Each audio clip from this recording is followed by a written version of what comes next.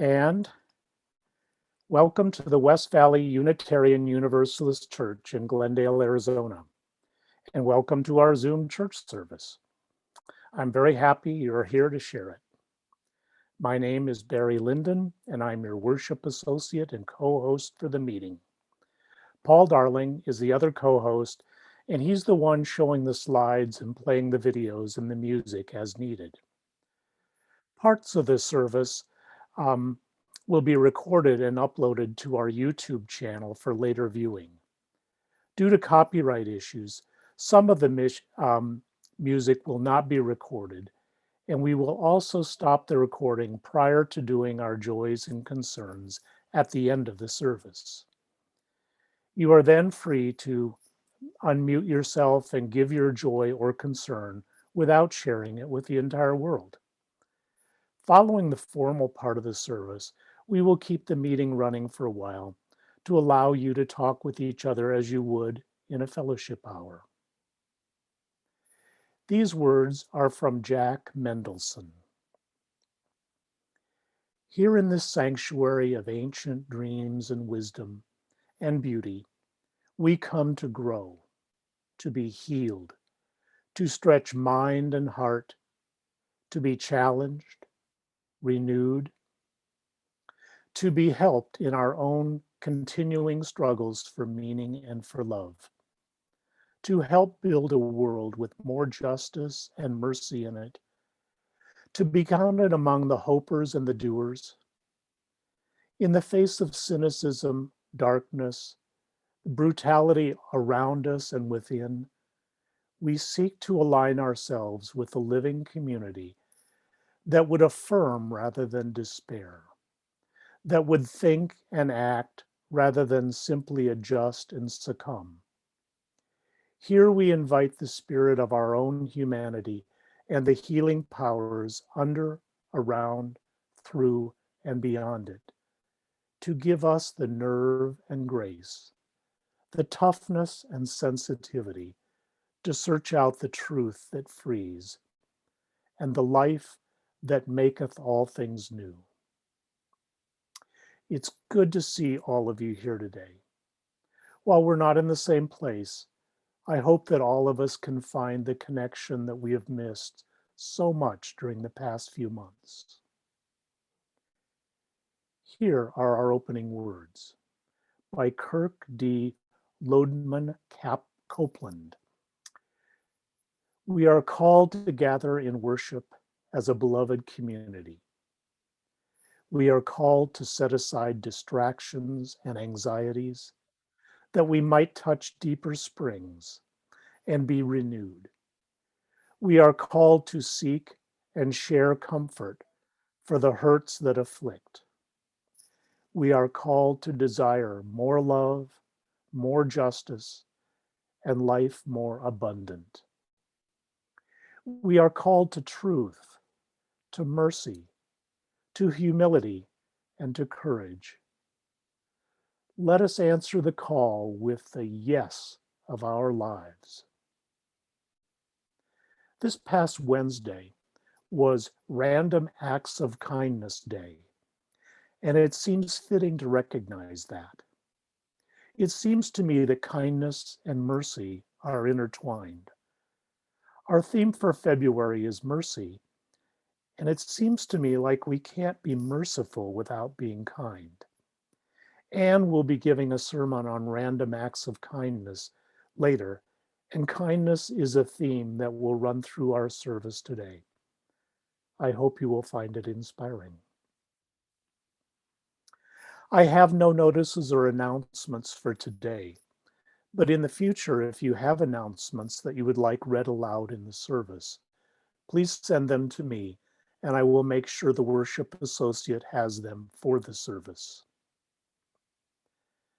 To begin the formal part of our service, we will have the lighting of the chalice. Paul will light the chalice as I read from Elizabeth M. Strong.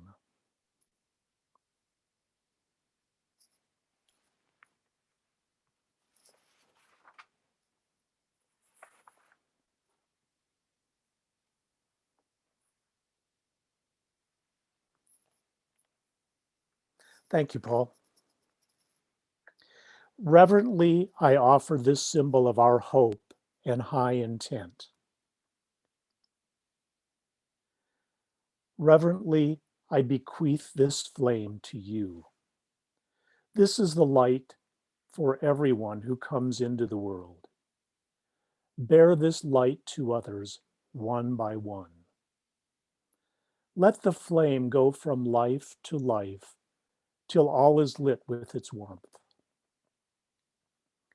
Tell that the light means wisdom. Tell that the light means kindness. Tell that the light means understanding. Tell that the light means tolerance. Tell that the light means sacrifice. Tell that the light is a vision of a fairer world. Tell that this is the light that is lit for everyone who comes into the world. In some denominations, there is a creed that must be agreed to when joining. Since our beliefs are so diverse, we don't have that. Instead, we have aspirations for ourselves and this community. Please join me in reading our covenant as Paul puts it on the screen.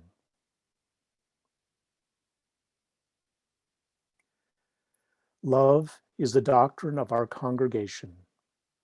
The quest for truth is our holy right, and service is our prayer. To dwell together in peace, to seek knowledge and freedom, to serve humankind in friendship, thus do we covenant. Back when we were meeting in person, Sharon Moore developed some readings on our UU principles, and we included them in our services to remind ourselves about our principles. Here is one. Sharon writes, Principle number 1. We believe in the inherent worth and dignity of every person. Include yourself in this principle. Do positive mantras, prayer, or meditation reading as a gift to yourself. When you're strong and secure, you can help others be the same. Be kind and merciful to others, and be kind and merciful to yourself. Please let me read a short story I found about kindness and about passing kindness on. This is called Monarchs and Mysteries by Jane E. Malden. I am frequently astonished by monarch butterflies. Delicate beyond belief, they fly thousands of miles each year from all parts of the continent to settle in the forests of South America. To my delight, their migratory route takes them along a bridge near my home. A few days ago, I was driving on this bridge during their annual display of fragility and strength. As my car whipped by at over 60 miles an hour, the tiny creatures were tossed haphazardly by the winds. Yet I knew there was a continual southward purpose to their struggle. Much as I admired these fragile butterflies, I could not avoid hitting several of them. While orange wings smashed into my windshield, I remembered a chilling science fiction story I had read as a child. A man of the near future travels back in time to the age of the dinosaurs to sightsee in that era. Despite the tour guide's warnings, he leaves the path in his excitement, and while in the underbrush, steps on and kills one tiny, fragile butterfly. When he returns to his own time, the world is horribly different. People are much more crueler, and an international fascist government now rules. The death of one butterfly in the distant past has changed all the world history. As I travel the many miles of the bridge during the annual monarch butterfly migration, I wonder if I'm wreaking any changes in the world to come.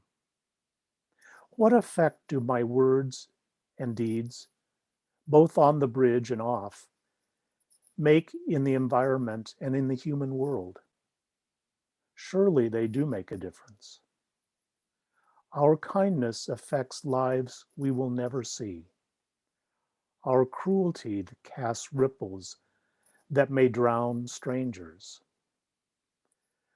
Whether smashing butterflies or helping a friend, our actions will echo through history. We will not always know the ramifications of our deeds, but they are there. We are surely connected one to another, and each of us to the greater world of monarchs and mystery. And the source from this was Glory, Hallelujah. Now please pick up your socks. We will now have our offering. This is an opportunity to be kind and generous. As it was said, it is not possible to know what good your kindness and generosity may do in the future. Your donation can help this small church survive the pandemic and reopen when it's time. In the meantime, we still need to pay our bills, so your generosity is appreciated.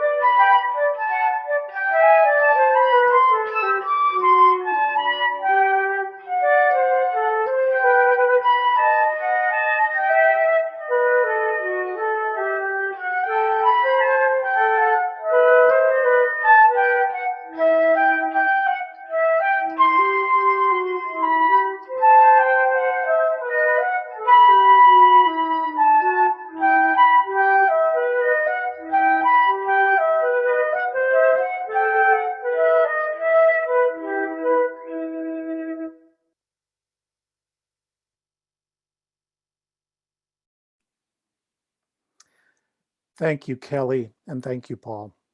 And thank all of you for your generosity. Our speaker today is Ann Harper, who is a longtime member, and she will read this sermon on random acts of kindness. Good morning. These are the random acts of kindness. These are the words in a sermon by Reverend Mark Worth of the Unitarian Universalist Church of Ellsworth, Maine. I have to admit I have interjected a few comments of my own, but you'll probably be able to pick out which ones they are. It's a crisp winter day in San Francisco. A woman in a red Honda, Christmas presents piled in back, drives up to the Bay Bridge toll booth. I'm paying for myself and the 6 cars behind me, she says, with a smile and handing over 7 commuter tickets. One after another, the next 6 drivers approach the toll booth, dollars in hand, only to be told, some lady up ahead already paid your fare. Have a nice day.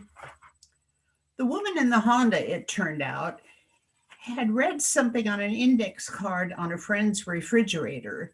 Practice random acts of kindness and senseless acts of beauty. The phrase seemed to leap out at her, and she copied it down. Maya Angelou spoke of her childhood, which was full of terror and violence. Her handholds throughout the darkness, she said, were countless acts of creativity by authors and artists. They were not trying to do something nice for her in particular because they never even knew that she existed. But she said, their work inspired me, shaped my thinking, exposed me to what could be possible. And I have never forgotten to say thank you for those random acts of kindness. Another woman spotted the same words: practice random kindness and senseless acts of beauty, spray painted on a warehouse wall 100 miles from her home. She could not shake the message, but could not remember the exact words, so she drove all the way back to copy them down. Her husband posted the phrase on his seventh grade classroom, where it was spotted by a local columnist who printed it, admitting that although she liked it, she didn't know its origin or exactly what it meant. One source credits this guerrilla goodness to Ann Hebert of Mill Valley, California. She originally jotted it down on a piece of paper in a restaurant. Here's an idea, she said. Anything you think there should be more of, do it randomly. Kindness can build on itself as much as violence can.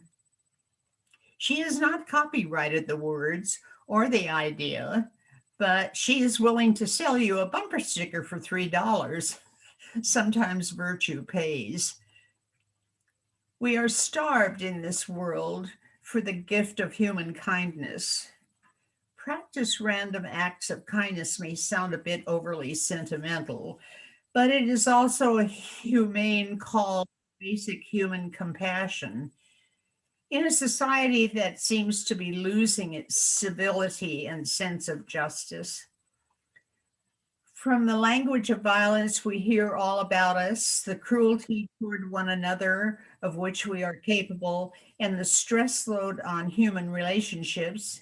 It should be clearly obvious that we welcome the nourishment of simple human kindness.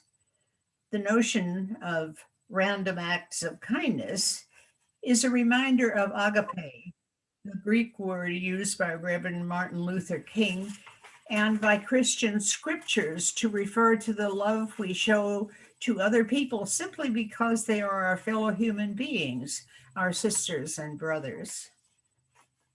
I'm reasonably sure that none of us is likely to become a Martin Luther King or a Mother Teresa, nor will we attain the level of compassion of the Buddha or the love, the agape, of the Christ. Helping at times gets heavy. There are so many good causes. Do you get as many requests for donations for really good causes as I do?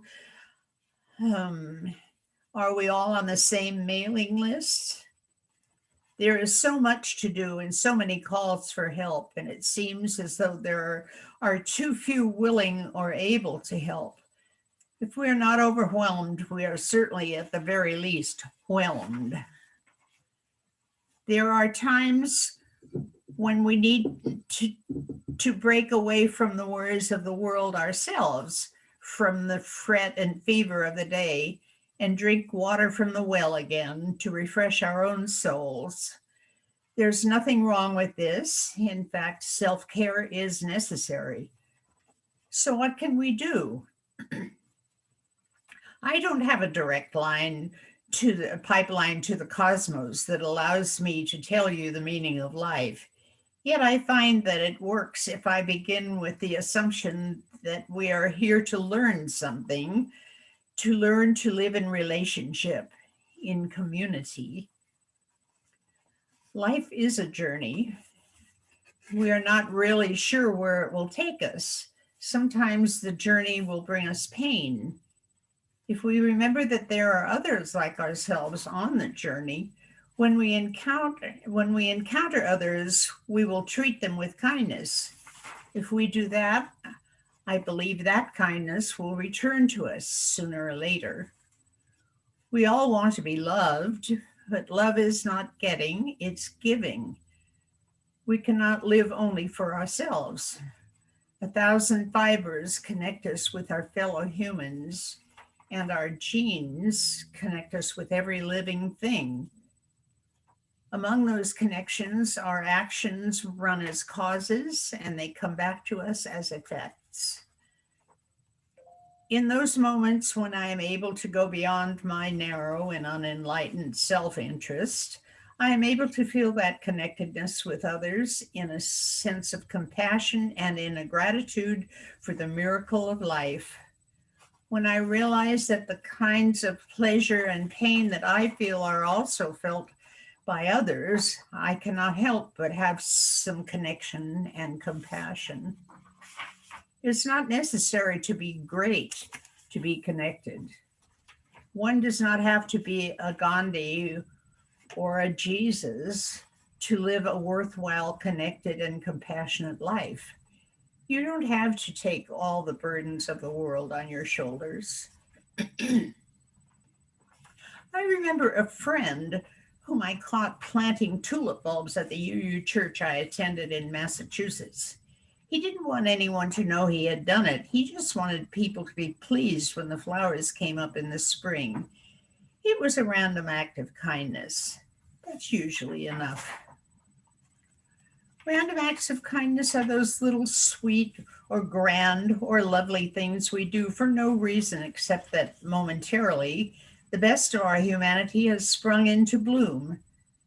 When you spontaneously give an old woman a bouquet of flowers that you meant to take home for your own dinner table, when you anonymously put coins in someone else's parking meter because it's expired, when you turn off someone's headlights in the parking lot or pick up the trash you found on the sidewalk, you are practicing random acts of kindness. Try some of these.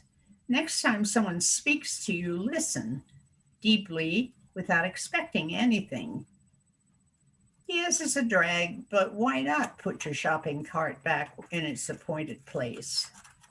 Write a note to the supervisor of someone who has helped you, thanking her or him for having such a great employee. Spend an hour just being aware of the things in nature that befriend you. When someone is trying to merge into your lane of traffic, let them in and smile and wave when doing so. Say thank you to someone who helps you and really mean it. You might want to look into their eyes and smile. And if they're wearing a name tag, say their name. Let the person behind you in line at the supermarket go ahead of you. Feed the birds in winter. Around here, provide water for the birds in summer. For 1 week, act on every single thought of generosity that arises spontaneously in your heart and notice what happens as a consequence. I don't want you to feel guilty if you don't do all of these things, but try one or two and see how it feels. I'll bet it feels good. A friend gave me a wonderful children's book called Miss Rumphius. Just giving me the book, by the way, was a random act of kindness. This book is about a little girl who wanted to visit faraway places and to live by the sea when she grew old. That's all very well, her grandfather told her, but there's a third thing you must do. What is that? Asked the little girl. You must do something to make the world a more beautiful place, said her grandfather. And when she grew up, Miss Rumphius did visit faraway places, and when she grew old, she lived by the sea. But the world was already so lovely, she couldn't imagine how to make it more beautiful. But then she realized how easily lupins spread. She had planted a few near her house by the sea. And she bought 5 bushels of lupin seeds and spread them wherever she went. If you've ever driven around Maine in June, you know exactly what I'm talking about. Lupins abound in Maine. It was a random act of kindness. The Dalai Lama says, quote, "My religion is simple. My religion is kindness," end quote. I believe that is the only religion that life really requires of us, kindness. Why not begin with a random act of kindness? There's no special time or place to begin our conspiracy of kindness. We can do something to make the world more beautiful. Right now, where we are, in whatever we're doing, we can begin. The Vietnamese Buddhist monk Thich Nhat Hanh writes, "Waking up this morning, I smile. 24 brand new hours are before me. I vow to live fully in each moment and to look at all things with eyes of compassion." W.H. Auden said, "You cannot tell people what to do. You can only tell them parables." Perhaps that is why Jesus told the story of a man who was beaten and robbed by thieves while on the road to Jericho. And afterwards, the respectable and holier than thou and the religiously correct passed by, too much in a hurry to stop and help. But a despised foreigner, a religious heretic, a Samaritan, stopped and showed compassion, bound up his wounds, and took him to an inn to be cared for. Who was the neighbor? It was the despised person, the Samaritan, and Jesus said, "Go thou and do likewise." Who do you despise? Gays, right to lifers, pro-choicers, the uneducated, Republicans, the lawyers? Well, that person may just be the good neighbor that we need. So go thou and do likewise. Practice random acts of kindness and senseless acts of beauty. The saccharine stuff of bumper stickers provides us with modern parables to emulate. We need those parables. We need those mental tweaks. Go thou and do likewise. There is no special time or place to begin this conspiracy of kindness. Right now, where we are, in whatever we're doing, we can begin. I have to add, I submit that as of late, I find my random acts of kindness frequently simply holding my tongue. Many is the retort I'm tempted to make in given circumstances, but know that it would change nothing and only create animosity. Thank you for your attention. Thank you, Anne, for finding and reading this sermon and inspiring us to be kind. I find myself wondering right now, many people, many Catholics, and maybe some of you are giving up something for Lent. I wonder if instead we might practice random kindness and senseless acts of beauty for Lent instead. Please join me in reading our mission statement, which Paul will put on our screen.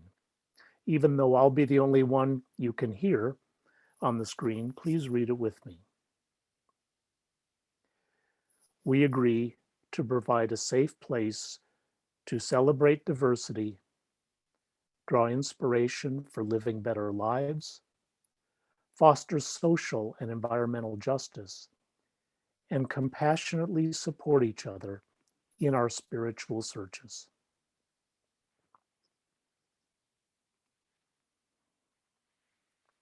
As I extinguish the chalice, I want to thank everyone who made this service possible. Paul for hosting, Joe, Paul, and Kelly for the music, and Anne for our talk. I also want to thank all of those who work behind the scenes to make this church a going concern.